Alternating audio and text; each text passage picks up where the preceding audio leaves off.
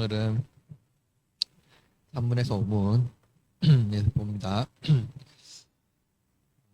먼저 우리 다 같이 3문 읽겠습니다. 시작. 당신의 죄와 비참함을 어디서 합니까? 답 시작. 하나님의 율법에서 나의 죄와 비참함을 자, 지난주에 우리가 1, 2문에서 배웠잖아요. 사람의 비참한 처지가 무엇인지 이제 봤잖아요. 배웠다면 여기서는 이제 주로 죄와 죄의 결과 그리고 죄에 대한 형벌을 주제로 봅니다. 그러니까 죄가 무엇인지, 죄의 결과가 무엇인지, 그리고 이제 결과에 대한 형벌이 무엇인지 봅니다. 일반적으로 사람들은 죄를 지적할 때 기분 좋게 여기는 사람이 없죠. 다 죄를 숨기고 싶어하지. 죄가 드러난 거에 대해서 막 그것을 기분 좋게 여기진 않잖아요. 뭐 지적하거나 뭐 실수했던 거를 뭐 얘기하거나 또 고의적으로 하든 뭐 하든 죄를 드러내는 것, 지적하는 것을 기분 좋게 여기는 사람은 아무도 없습니다. 인간은 기본적으로 자기 죄를 숨기고 싶어하고 평판이 좋은 사람으로 보이고 싶어하죠. 즉 좋은 사람으로 보이고 싶지 나쁜 사람으로 보이고 싶어하지 않는다는 것입니다. 이것은 기독교 교리를 왜곡하게 하는 분위기를 만듭니다. 그죠?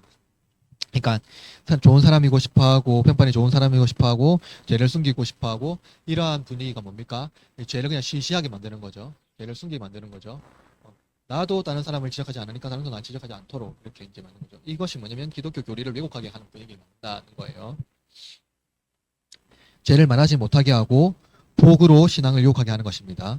좋은 게 좋다 하는 게 이제 기독교 교회에서도 풍조가 되는 거죠. 그래서 뭡니까? 뭐 전도할 때 특별히 우리는 죄를 지적하는 게 아니라 교훈은 좋습니다 하고 교회에 오게 되는 어떤 좋은 것들로 이제 선전을 하는 거잖아요. 공동체라든지 아니면 교제라든지 아니면 또 뭐 교회에서 오게 되면은 여러 가지 누릴 수 있는 유익들 이제 선전하는 거죠.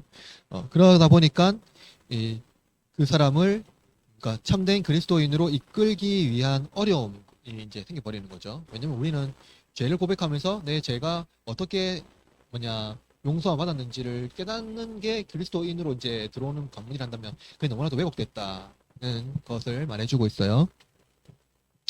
자, 기독교 신앙에 입문하는 첫 걸음은 자기 죄에 대한 고백이다. 그죠? 누가 인정하지 않는 사람 없잖아요. 그죠? 그렇지 않고 유익을 얻기 위하여 신앙의 첫 발을 내딛게 한다는 것이 이것이 이제 문제가 드러나는 겁니다. 그러나 교리문답은 죄와 비참함이 우리가 얼마나 큰지 그리고 치명적인 상태에 놓여 있는지 분명히 지적하고 시작하죠. 시작할 때부터. 그러니까 시작할 때부터가 우리가 어떤 상태에 있는지 그것을 얘기하지 않고는 기독교 이제 신앙을 얘기할 수 없다는 겁니다. 여러분 우리가 별 생각 없이 살다 보잖아요. 그냥 생각 없이 살다 보면은 어떻게 생각합니까? 내가 죄인이라고 생각 못 하잖아요. 별 생각 없이 그냥 평범하게 살다 보면 그냥 평범한 사람이고 그냥 평범한 사람이지 내가 무슨 뭐 감옥에 갔다 온 사람도 아니고 내가 뭐 경찰을 내가 두려워하는 사람도 아닌데 내가 왜 그냥 평범한 사람이지 막 이렇게 생각한다는 거예요. 일반적으로 세상은 평범한 사람들이 선한 일을 통해서 악을 제거하고 선을 도모하는 세상이라고 생각하기 쉽다는 거예요.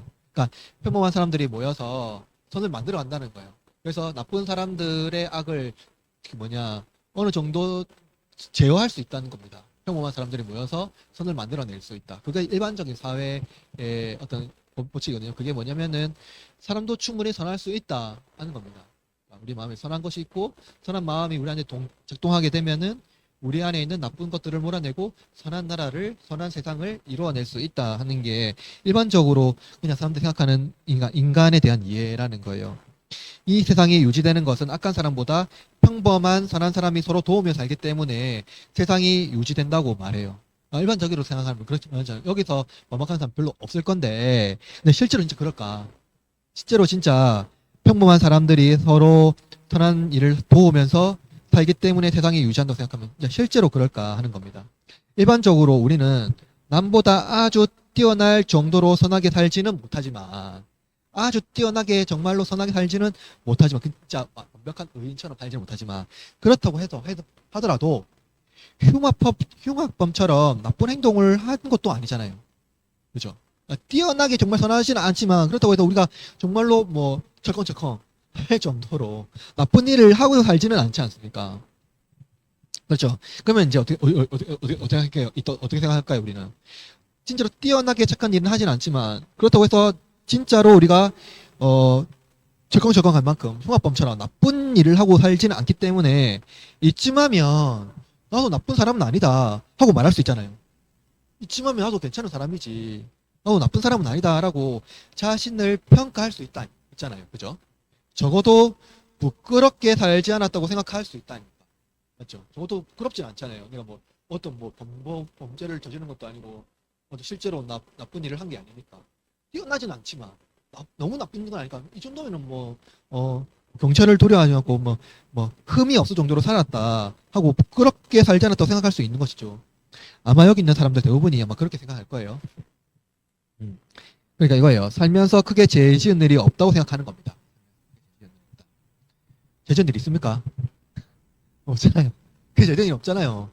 계속 갔다 와봤어요. 뭐 그런 거 없잖아요. 범칙금 내본 적 있죠. 신호위반 해가지고. 그런 건 있잖아요. 그런 건 있잖아요. 근데 진짜 실제로 누군가 해를 가해가지고 고의적으로 막 그렇게 한 적 없잖아요. 실수로도 그렇게 한 적 없지 않습니까? 있잖아요. 실수로라도. 물론 뭐 그럴 일이 있을 수는 있겠지만은 여기서 우리는 교리문답이 요구하는 게 뭔지 봐야 돼요. 이제. 그죠? 지금까지 보면은, 내가 그렇게 죄 지은 거 없는 것 같은데, 내가 그렇게 나쁜 사람은 아닌 것 같은데, 이 상태에서, 우리가 지금 교리문답이 요구하는 건 뭔지 봐야 돼요. 자, 3문은 뭘 물어봅니까? 죄와 비참함을 어떻게 하냐고요? 어디서 하냐고 물어봐요. 어디서? 여기 핵심이죠. 어디서 하냐는 거예요. 어디서? 그죠? 어디서? 만약 우리의 죄와 비참함을 인생의 경험과 양심에서 찾는다면, 인생의 경험과 양심에서 찾는다면, 자기를 죄인이라고 여기지는 않을 거예요. 나의 인생의 경험과 양심에 찾는다면. 왜냐하면 판단의 기준이 누굽니까? 자기 주관에 맞춰있기 때문이에요. 자기 주관. 내가 경험했던 것, 내가 생각했던 것, 나의 양심 이런 거예요. 자신이 생각할 때 이 정도 죄 때문에 지옥에 가야 된다면 하나님은 나쁜 사람이죠. 나쁜 분이죠. 내가 생각할 때 내가 살아갈 때 저 사람보다 내가 나쁜 짓 하는 게 없는데 내가 뭐 경찰서에 간 적도 없고 진짜 누군가의 해를 가한 적이 없고 열심히 최선을 다해서 선한 일을 하면서 살려고 했는데 왜 내가 지옥에 가느냐 이렇게 물어볼 수 있잖아요. 그럼 어떻게 합니까? 하나님 나쁜 분이죠. 내 같은 선량한 사람을 왜 내가 지옥 가야 되냐 말할 수도 충분히 있지 않습니까? 자, 그렇다면 교리문답에서는 우리의 경험과 양심에서 이 죄와 비참함을 안다고 말합니까? 어디에서 안다고 말해요? 답에서는 하나님의 율법에서 한다고 하죠. 율법에서. 그죠? 나의 경험과 양심이 아니라 율법이라고 말해요. 그죠? 나의 경험과 양심이 아니라 율법이에요. 그래서 즉 판단의 기준이 개인의 경험과 양심이 아니라 하나님의 율법에서 나의 죄를 안다는 거예요. 비참함을 안다는 거예요. 율법에서요. 그죠? 만약 자기 경험과 양심이 판단의 기준이 된다면 타인을 정죄하면서 자신의 도덕성 우월감을 높일 겁니다. 나보다 나쁜 사람도 많잖아요. 살면서 진짜 나쁜 사람도 많잖아요. 트위터로도 막 뉴스 넣으면 와 진짜 나쁜 사람들 많잖아요. 와 저런 사람이 지옥 가야지 나 같은 사람이 왜 지옥 가야 이렇게 말할 수 있잖아요. 나의 경험과 나의 양심에 비춰서 본다면. 근데 예수님은 이렇게 말했어요. 우리 다 읽어봅시다. 마가복음 7장 21절 23절 시작. 사람의 마음에서 나오는 것은 악한 생각 곧 음란과 도적질과 살인과 간음과 탐욕과 약독과 속임과 음탕과 질투와 비방과 교만과 우매함이니. 자, 보세요. 이 모든 악한 것이 어디서 나온다고요? 다 어디서 나온다고요? 속이 뭐예요? 그러니까. 우리 속 마음이잖아요. 우리 내면에서 나오는 거잖아요. 그죠? 그래서 뭐 한다고요? 우리를 더럽힌다고요. 그죠? 그럼 여기서 말하는 말씀 중에 예수님께서 마가복음에서 여기서 말씀하신 말씀 중에 좋은 것이 하나도 있습니까? 하나도 없죠. 다 나쁜 거잖아요. 하면 안 되는 것도 아닙니까? 그런데 그것이 다 사람의 마음에서 비롯된 죄라는 거예요. 죄의 본성인 거죠. 그죠? 자, 이것은 인간이 생각하는 죄와 성경에서 말하는 죄의 차원이 너무나도 다르다는 거예요. 봅시다. 인간은 죄를 외면적 행위로만 이해해요. 실제로 이 행동을 안 하면 되는 겁니다. 그죠? 마음으로 죄를 짓든 안 짓든 내가 그 행동을 안 하면 죄인이에요, 죄가 아니에요. 죄가 아니라고 말해요. 근데 성경은 죄를 내면적인 죄가, 그러니까 인간의 내적인 죄가 인간의 모든 부패의 뭐라고요? 뿌리라고 말해요. 그죠? 그러니까 일반적으로 말하는 사회적인 죄와 성경이 말하는 죄의 구분이 너무도 달라요. 사회에서는, 법에서는요, 이 마음으로 지은 죄를 평가하지 않습니다. 실제로 행동을 평가하죠. 근데 성경은 마음에서 생각되는 모든 것들을 죄의 뿌리라고 말해요. 그리고 이 죄를 벌하는 동기는 인간의 자기 주관으로 이해하지만, 그죠? 자기 주관으로 이해해요. 그러니까 누군가 평가하죠. 내 마음에 나쁜 게 있는데, 그리고 나는 그래도 적어도 그렇게 하진 않았어. 이렇게 충분히 우리는 평가하거든요. 나는 적어도 그렇게 하지 않았어. 나는 적어도 선량하단 말이야. 이렇게 우리는 자꾸 우리를 좋은 사람으로 몰아가려고 하지, 나는 나쁜 사람으로 몰아가지 않는단 말이죠. 근데 성경은 뭡니까? 외적인 또 율법을 제시해요. 그러면 좋다. 네 내면이 그렇다면 네 실제로 이 율법을 완전히 지켜낼 수 있냐? 율법을 안 해줘. 자, 여기서 교리분동이 말하는 인간의 비참함을 아는 방식을 말합니다. 따라서 외적인 죄가 없다고 하여서 죄를 짓지 않았다고 할 수 없다는 거예요. 외적인 죄가 없다고 해서. 우리는 종종 좋은 사람으로 보이고 싶어 하죠. 좋은 사람으로 보이고 싶어 하죠. 실상 그 속에 악한 것들로 좋은 사람 보이고 싶어 하지만 실제로 우리 마음이 어떻습니까? 악한 것들로 가득 차다고 말해요. 성경은요. 실제로 우리는 좋은 사람으로 보이고 싶어 하지만 그건 뭡니까? 우리의 어떤 외시적인 모습이라고 말하는 거죠. 실제로 우리 마음에는 모든 악한 것들 가득하다고 말하는데, 그러므로 사람의 비참함이란 뭡니까? 타락 이후에 사람의 처절한 상태로서 두 가지의 큰 악으로 이루어졌다고 말해요. 두 가지 큰 악. 첫째는 뭐냐면 인간의 본성이 부패하고 죄악되며 하나님으로부터 멀리 떨어져 있다는 겁니다. 그죠? 자, 첫째 사람 아담이 범죄한 후에 하나님과 함께 거하는 낙원에서 어떻게 됐습니까? 쫓겨났죠? 더 이상 하나님과 함께 할 수 없게 되었다. 맞죠? 자, 이스라엘은 바벨론 포로가 되어서 비참한 시절을 보낸 적이 있습니다. 바벨론 포로가 되어서 애굽에서도 그렇고요. 바벨론 포로도 그렇고요. 그래서 우리 대한민국도 일본의 침략에 의해서 비참한 시절을 보낸 적이 있습니다. 그런데 봅시다. 나라를 잃었다는 것은 근원적인 불안감에 시달리는 삶을 살아야 합니다. 그렇죠? 나라가 잃었다는 건 언제든지 불안감에 시달리는 거죠. 어떤 일이 일어날지 모르니까요. 지금 나는 대한민국 사람인데 우리나라가 지금 대한민국의 주권을 잃어버려가지고요. 일본의 사람이 무엇을 할지도 몰라요. 근데 우리 자신을 지금 지킬 힘이 없다는 거죠. 항상 불안한 상태에 살아야 된다는 거예요. 이처럼 하나님의 형상으로 지음받은 인간이 하나님에게서 떠나서 근원적인 불안감 속에 평생을 살아야 한다는 겁니다. 아시겠죠? 그러니까 부패하고 제약된 이 본성이 하나님께서 떠나게 되면은 근원적으로 항상 불안감에 시달리면서 살 수밖에 없다는 거죠. 둘째는 이 부패성으로 인하여서 인류가 영원한 정죄 아래에 있고 하나님으로부터 거부되어 마땅한 상태라는 거예요. 우리가 부패되었다는 것은 이게 중요합니다. 일부만 부패됐다는 거 아니에요. 그러니까 우리 종종 있잖아요. 나는 이렇게 말해요. 보통 사람들은 자기도 나쁜 거 알거든요. 내 안에 나쁜 게 있다고 말해요. 그런데 어느 정도 그렇지 다 그렇지는 않다고 말해요. 예. 내가 내가 실수할 수도 있지. 내 안에 나쁜 마음도 있는 것 같아. 그런데 어느 정도 그렇지 내가 전인격적으로 나쁜 사람은 아니잖아 라고 말하잖아요. 내가 전인격적으로 나쁘다고 말하는 사람은 없어요. 심지어 있잖아요. 진짜 극악무도한 죄를 지은 사람 있잖아요. 그 죄의 원인을요 자기한테 안 돌리고 다른 사람한테 돌려요. 이게 기본적인 인간의 본성이거든요. 죄인의 본성이에요. 그래서 우리는 전인격 모든 전체가 부패하지 않았다고 말하는데 사실은 성경은 뭡니까? 전인격 모든 전체가 부패했다고 말합니다. 실제로 우리는 육신만 죽은 것이 아니라 영혼도 죽었어요. 우리의 영혼은 하나님께로부터 지원받았죠. 근데 우리는 하나님의 성품을 영적인 교제를 통해서 비행하고 양육받아야 돼요. 하나님과 교제를 통해서요. 그러니까 우리가 하나님의 성품을 받고 듣고 하나님을 닮아가고 양육을 받는 것은요. 하나님 말씀과 하나님과 교제예요. 그러니까 영적인 은사를 누리는 거죠. 기도하고 말씀을 읽고 또 하나님과 영적 교제하고 또 항상 경건한 삶을 이렇게 성령의 교제와 교통을 통해서 성령의 충만함을 통해서 이런 것들을 양육받고 배양을 해야 된다는 거죠. 그러나 우리가 하나님과 교제가 거부되었다는 거예요. 그죠? 그래서 영원한 복에서 벗어나 어디에 이르게 됐죠? 정죄에 이르게 되었다.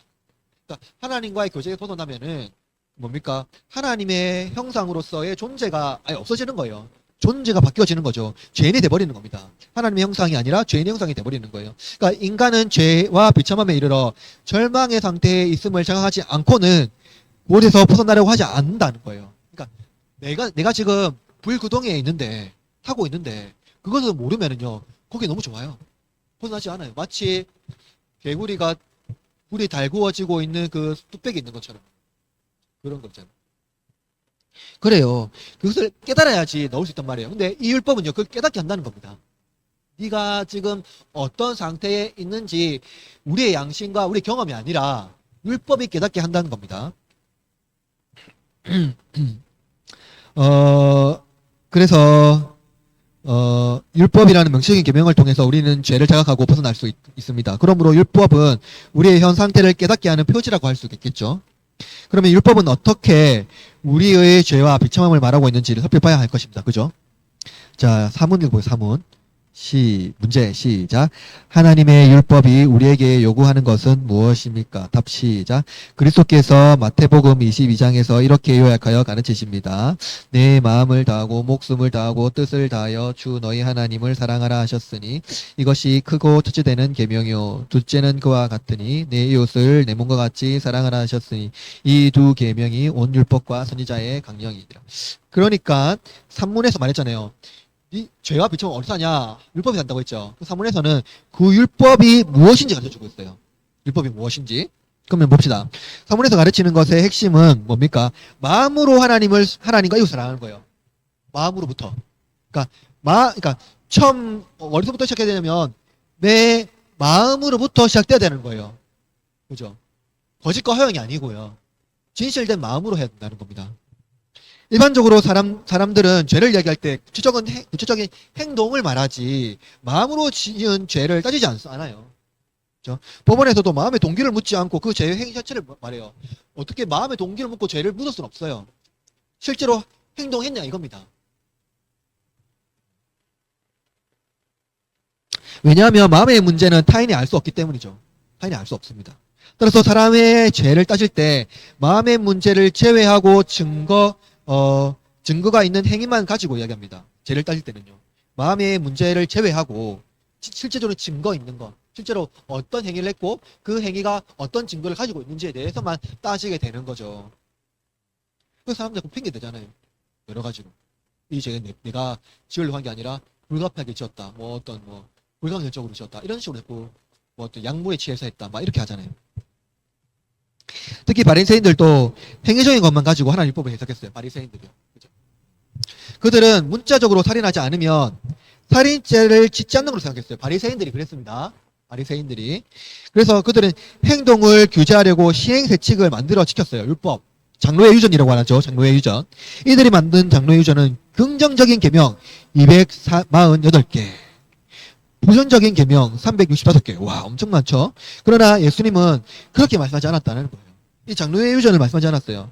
예수님은 뭐랬냐면요. 마음으로 미워하거나 상대방의 인격을 무시하는 태도와 말도 뭐랬습니까? 살인죄라고 말했어요.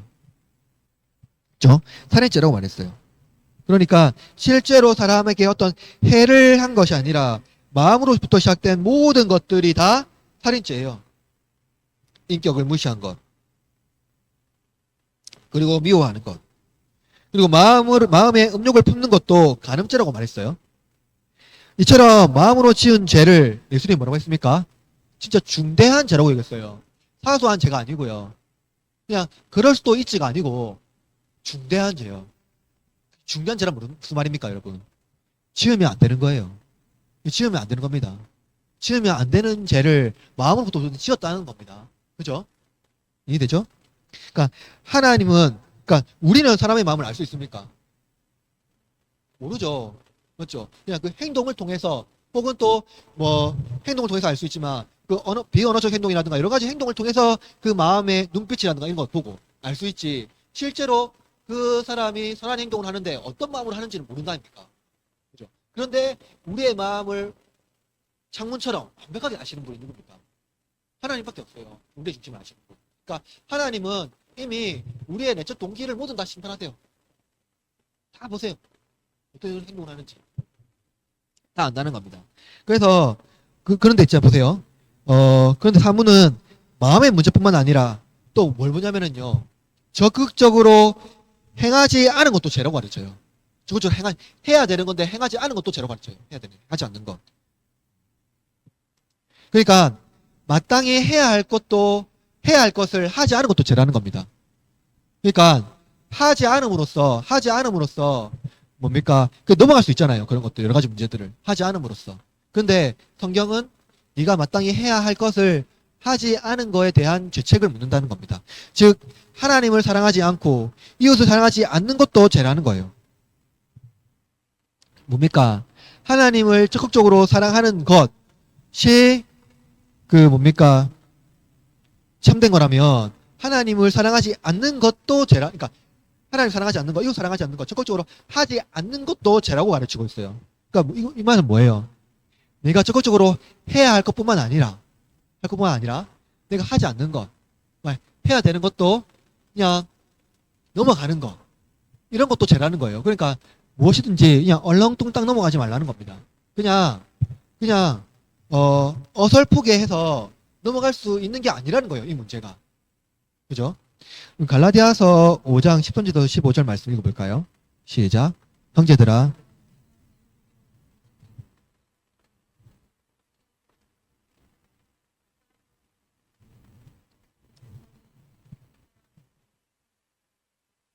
에서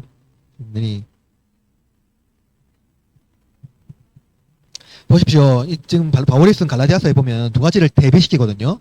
하나는 내 이웃을 내 몸과 같이 사랑하는 것인데, 여기서 이제 내 이웃을 뭐라요? 내 몸과 같이 사랑하는 거예요. 근데 여기서 율법이 다 이루어지죠. 다른 하나는 뭐 사랑하지 않고 싸우는 겁니다. 근데 뭐 보세요. 바울이 지금 마지막 문장에서 뭐라 그러니까 만일 서로 뭐라 했어요?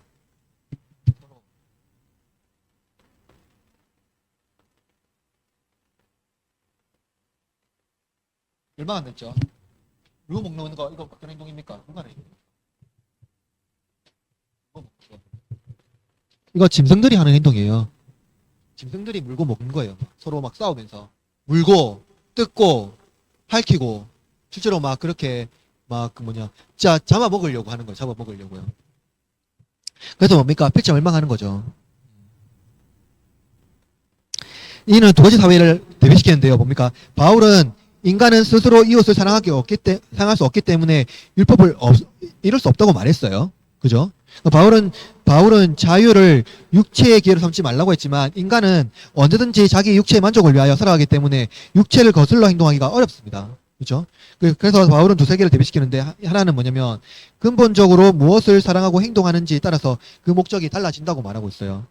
갈라디아서 5장 16절 한번 읽어볼까요? 시작. 내가 이르노니 여기서 중요하게 두 가지가 대비되는데 하나 뭡니까? 성령과 육체예요. 그죠? 성령과 육체예요. 성령을 따라 행하면 성령의 열매를 맺는 목적성에 따라 살게 됩니다. 그죠? 성령을 따라 하면 뭡니까? 성령님과 교제하잖아요. 그러니까 성령님과 교제하다 내가 뭡니까? 성령님의 교제에서 영적인 배양을 하게 되고 양육을 받게 되잖아요. 그럼 결국에 뭡니까? 예수님을 따라 살게 되죠. 먹게 되죠. 점진적이라도, 그러니까 이게 다 일괄적이지 않다 하는 거예요. 이건 이해해야 돼요. 그러니까 모든 사람이 다 예수 그리스도를 알고 믿는데 누구는 더디고 누구는 빠를 수 있습니다. 그죠? 실제로 이거예요. 실제로 좀 뭡니까? 사람을 섬기고 그러한 어떤 선한 일을 하는 거에 대해서 적극적인 사람이 있고요. 좀 소극적인 사람이 있어요. 그죠? 근데 내 안에서 성령님이 교제하고 그것을 가르치잖아요. 근데 좀 소극적인 사람은 아무래도 좀 더디겠죠. 그래도 뭡니까? 살아가고 있는 거예요. 그죠? 적극적인 사람은 좀 더 빠르겠죠. 그렇다고 해서 그것이 다르다는 건 아닙니다. 그죠? 이제 성령의 열매를 맺는 거예요. 근데 피차 간의 종노릇하며 이웃을 사랑하여 율법을 이루는 거예요. 그러나 육체에 따라서 행동하면 뭡니까? 짐승같이 서로 물고 먹으며 싸우는 겁니다. 사람은 이웃과 서로 비교하면서 육신의 정욕을 채우려고 하죠. 기본적으로.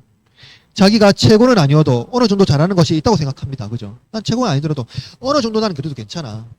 그래서 인간은 인정받으려 하고 인정해주지 않으면 갈등을 일으키고 짐승처럼 싸웁니다. 인정받으려 하고요. 인정해주지 않으면 갈등을 일으키고 막 물고 먹죠. 그래서 육체의 육신을 따르는 사람은 외부적인 조건으로 체험을 받으려는 태도를 지니고 있기 때문에 철저하게 남과 비교하고 채우지 못하는 육체를 자꾸 채우려고 해요. 만족을 채우려고 해요. 육체적인 만족을요. 그러나 성령은요, 하나님의 성품으로 우리를 인도하는 영입니다. 성령을 의지하는 사람만이 동물처럼 싸우는 데서 벗어날 수가 있다는 겁니다. 왜냐하면 하나님은 우리를 육체로만 지으신 것이 아니라 영으로 지으셨기 때문이에요. 사문에서 가르치고 있는 것은 이 율법을 인간 스스로 지킬 수 있느냐고 묻는 겁니다. 피상적으로 생각하지 말고 깊이 생각해 봅시다. 이것은 질적, 양적 수준을 의미하는 게 아니에요. 하나님을 온전히 사랑한 것 같이 내 옷을 내 몸까지 사랑하느냐는 거예요. 이것은 뭐예요? 가족을 넘어서 가족에 베푸는 것까지 동일한 사랑을 동일한 사랑을 베풀고 물질화에 의존하지 않고 오직 하나님을 의지하며 살아갈 수 있냐 문제입니다. 쉽게 말하면 이거예요. 이 내 몸과 같이 했을 때, 내 몸과 같이, 내 몸과 같이, 이 같이 누구를 사랑이라고요? 이웃을 사랑이라 했잖아요. 근데 여러분, 내 몸과 같이 이를 다른 말로 말하면 가족이에요, 가족. 가족으로 비유해 봅시다. 여러분 사랑하는 자녀와 딸 그리고 남편이나 아내 이런 거 있잖아요, 그죠? 가족처럼 이웃을 똑같이 사랑할 수 있습니까? 지금 당장 우리 아이들한테 줘야 될 먹여야 될 것들이 없는데 그것들을 다른 이웃과 다른 아이들 자녀들과 동일하게 나눠줄 수 있습니까? 그러니까 내 몸과 같이 사랑한다는 것은 그냥 균등한 거예요. 그냥 똑같은 거예요. 그들이 내 몸이에요, 내 몸. 그죠? 내 가족인 거예요. 똑같이 할 수 있느냐는 거죠. 그게 안 돼요. 안 되죠. 그게 불가능합니다. 그렇죠? 그래서 말하는 것처럼 하나님을 온전히 사랑하는 신실한 그리스도인이라 하더라도 실제로 이러한 절정의 순간에 가기 위해서는 끊임없이 뭡니까? 하나님과 교제하고 그 영적인 분투를 자꾸 끊임없이 해야 되는 거죠. 그죠? 그래서 성령 안에서만 그것을 할 수 있지 육체를 따라가는 사람들은 절대 불가능합니다. 절대 불가능합니다. 자, 그러면 오문을 봅시다. 오문 읽어봅시다. 시작. 당신은 이 모든 것을 온전히 지킬 수 있습니까? 답 시작.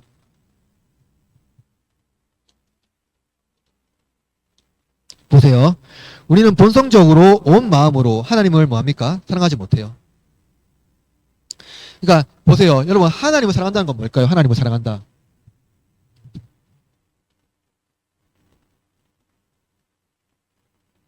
하나님을 사랑한다는 것은 어떤 의미일까요? 성경에 보면은요. 이 의문가 나와요.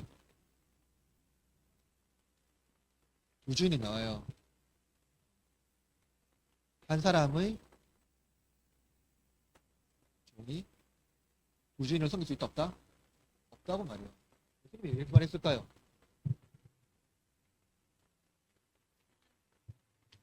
명확해요, 여기서는요.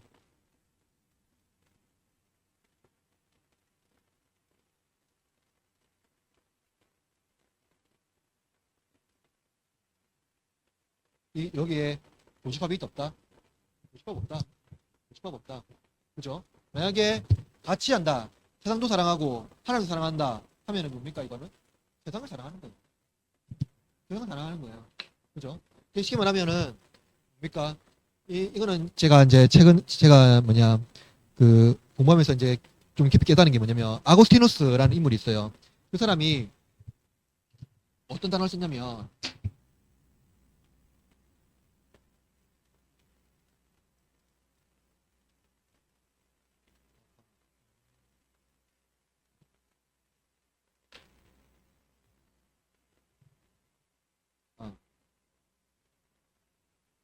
향유와 사용.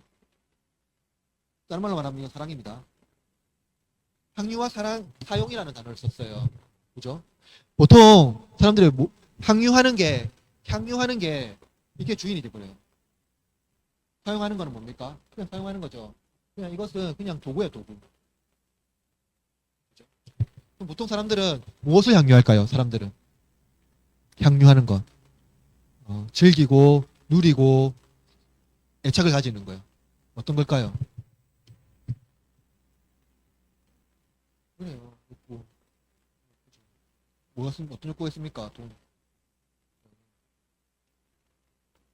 뭐 그런 거죠. 뭐 그런 거죠. 뭐 그런 거죠. 그러면은 무엇을 사용할까요, 우리는? 이것을 얻기 위해서 하나님을 사용하는 사람들입니다. 그것을 얻기 위해서. 근데 어떻게 뭡니까? 실제로 이 우리가 사용하는 이 세상에 있는 모든 것들은 주인이 누굽니까? 하나님이시잖아요. 그죠? 그럼 사실은 현명한 사람들은 이것들을 사용하기 위해서 누구를 사랑해야 될까요? 하나님을 하나님을 향유해야 돼요. 하나님만 향유해야 돼요. 그러니까 뭡니까? 우리가 살아가 이 세상에 있는 좋은 것들이 많죠? 그것들은 뭡니까? 사용해야 될 대상이에요.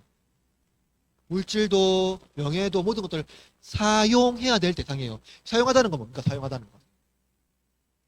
공평하게 공평. 누구나 사용할 수 있어야 돼요.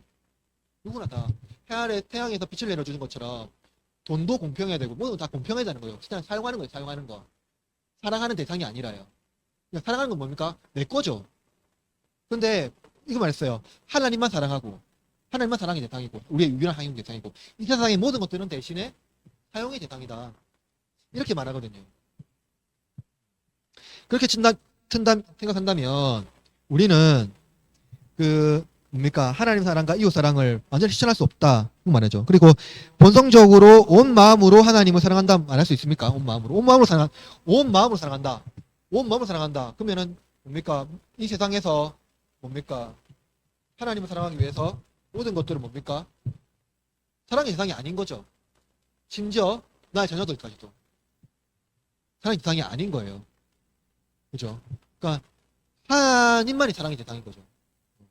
그러니까 온 마음으로 하나님만 사랑해야 돼요. 그리고 이웃을 어떻게 합니까? 나의 가족처럼. 그냥 누구든지 우리 가족처럼 대해야 되는 거죠. 그런데 거기서 우리 어떻게 됐다고요? 안 된다고요.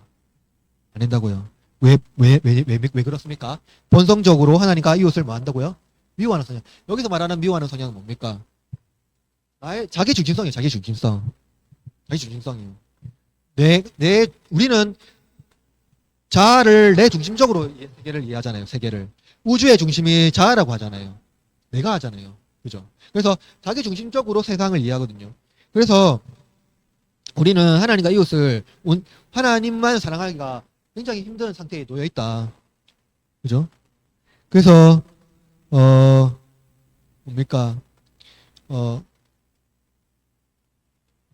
이겁니다. 약간 설명했지만 애정도 우리가 자녀를 사랑하고 이제 양육하지만 사실은 이러한 애정도 결국 자녀의 성공을 위하여 헌신하는 거예요. 자녀를 양육하고 하는 거지만 왜 자녀의 성공을 위해서 합니까? 그렇죠. 나의 성공이죠. 왜냐면은 자녀를 통해서 뭡니까? 내가 영광을 받으려고 할 수 있으니까.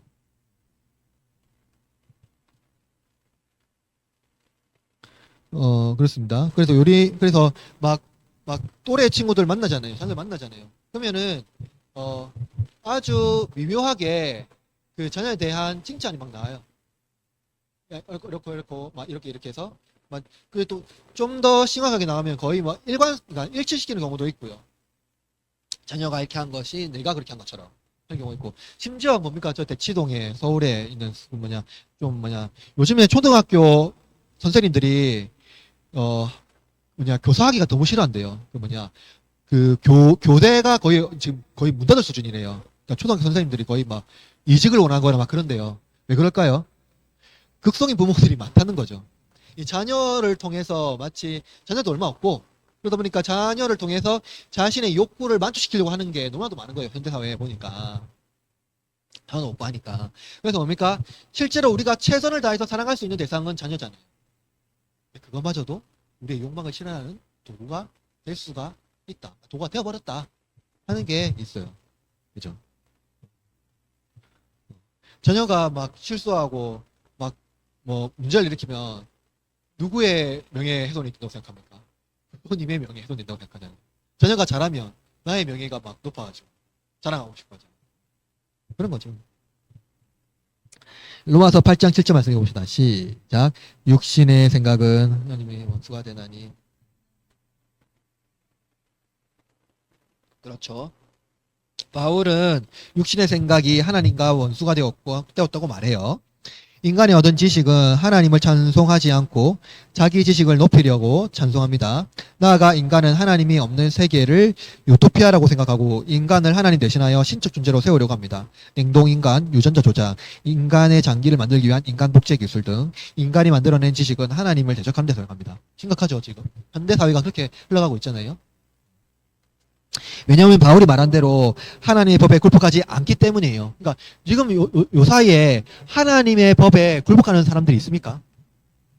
그리스도인들까지도 하나님의 법에 굴복하지 않습니다. 이 굴복한다는 뭡니까? 하나님이 세우신 질서에 의존하지 않는다는 거죠. 우리가 충분히 하나님 없이도 행복한 삶을 살 수 있어. 이 땅에서 유토피아를 만들 수 있어. 이 땅에서 요즘에는 뭡니까? 어떻게 말하냐면요. 디지털이라는 세계에서 영원히 살 수 있는 어떠한 메모리 세계를 만들려고 그래요. 막 메타버스처럼 해갖고 마치 사람이 죽은 것이 아닌 것처럼 그러한 세계에서 영원히 살 수 있는 것처럼.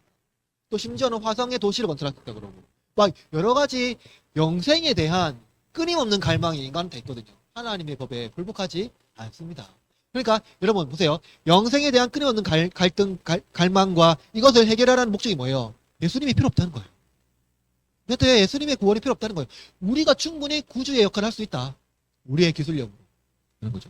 그래서 여기서 율법이 요구하는 것은 뭡니까? 어느 정도만 하면 된다는 식으로 이해하면 안 됩니다. 그러니까 이제 뭐예요? 율법이 요구하는 건, 그러니까 그러면 우리가 어느 정도만 율법을 요구하면 되지 하는 게 아니에요. 율법이 요구하는 건 뭐예요? 하나도 빠짐없이 다 이루어야 돼요. 하나도 빠짐없이. 내가 그래도 이 정도는 잘했으니까 하나님께서 나 구원해주지 않을까? 이거 아니에요. 다 해야 돼요. 하나도 빠짐없이. 이겁니다.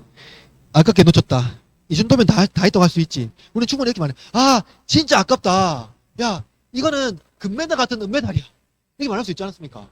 야, 이거는 거의 우승이나 다름이 없어. 이건 다 했다고 해도 마찬가지야. 막, 진짜 아깝다 말할 수 있잖아요. 근데 그렇게 말할 수 없다는 거예요. 그렇게 말할 수 없다는 겁니다. 그죠? 그래서 인간은 하나님의 의에 대하여 본성적으로 반대하고 의가 아닌 죄를 지니고 있으며 이 때문에 하나님의 정죄를 피할 길이 없습니다. 그래서 율법의 선고로 말미암아 슬픔과 절망이 우리에게 생기게 되었는데 복음의 위로가 우리에게 베풀어지지 않고 우리에게 베풀어지고 우리의 중보자이신 하나님의 아들로 말미암아 죄 씻음을 받기 전에는 그 문제가 어떻게 된다고요? 해결되지 않는다는 거예요. 따라서 인간의 비참함은 하나님의 형상의 훼손 혹은 손상이 아니라 파멸된 거예요. 아예 그냥 손상과 훼손 정도가 아니라 아예 그냥 파멸이 돼버린 거예요. 그러니까 하나님의 형상으로 지음받은 인류는 더 이상 하나님의 형상이 아니라는 거죠. 이런 의미에서 인간의 존엄성이 파괴되었고 구제불능이 되었습니다.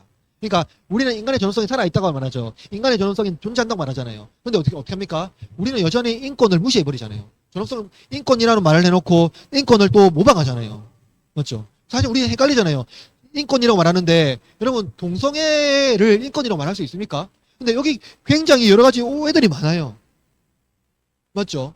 여러분 동성애를 옹호하는 사람들 어떻게 합니까? 그것을 소수인권이라고 말해요. 그죠? 그런데 여기에서 좀 어려운 문제들이 많아요. 그러니까 뭡니까? 동성애뿐만 아니라 우리가 살아가는 여러 가지 세대들이 사람들이 있잖아요. 우리가 해결해야 될 문제들이 너무나도 많은데 왜 이런 문제들이 날까요? 그럼 동성애만 말해야 됩니까? 실제로 그러면 양성애자들 사이 안에서 일어나는 여러 문제들은 없습니까? 많잖아요. 젠더 갈등, 이런 건 너무나도 많잖아요. 그걸 다 인권이라는 문제로 얘기하는데 그것 안에서도 갈등이 일어난다는 거예요. 그러니까 인간의 존엄성이요. 인간 스스로 해결할 수 있습니까? 없습니까? 해결할 수 없는 구제불능 상태가 돼버린 거예요. 그러니까 인간 스스로 인간의 존엄성과 인권의 문제를 인간 스스로 해결할 수 없는 상태에 있는 거예요. 이 상태에서 어떻게 그러면은 인간이 선하다고 얘기할 수 있느냐? 인간이 아직도 가능성이 있다고 말할 수 있느냐? 하는 겁니다. 그래서 인간은 스스로 짐승과 같이 인간 스스로 이웃을 어떻게 합니까? 짐승처럼 대하는 지형에 이르렀다는 거예요. 그렇죠? 그렇습니다. 그래서 결론적으로 인간은 스스로 하나님의 법을 성취할 수 없다는 거예요. 왜냐하면 인간은 하나님께서 허용하신 범위를 스스로 넘어섰고 말씀에 순종하지 않는 이유로 형벌을 받아야 하기 때문입니다. 하나님께서 말씀하지 않은 것을 벌하신 것이 아니라 말씀대로 벌하십니다. 맞죠? 네가 이거 먹으면 뭐 있습니까? 죽을 것이라가 아니라 죽는다고 했어요. 그 말씀 하나님 이루신 거예요. 하나님은 우리의 경험과 양심에 따라서 죄의 질과 양을 문제 삼지 않으시고 율법에 따라서 공의롭게 판단하셨습니다. 하십니다. 그러므로 인간의 비참함은 인간 스스로 불순종한 이유로 하나님의 형상이 아닌 죄인의 형상이 된 것이며 누구도 율법의 정죄를 피할 수 없다는 것입니다. 이것이 오늘 우리가 산문에서 어문 말하고 있는 그 상태에 대해서 우리가 지금 현 존재에 대해서 어떠한 위치에 있는지를 분명히 보여주고 있는 문답이라고 할 수가 있겠습니다.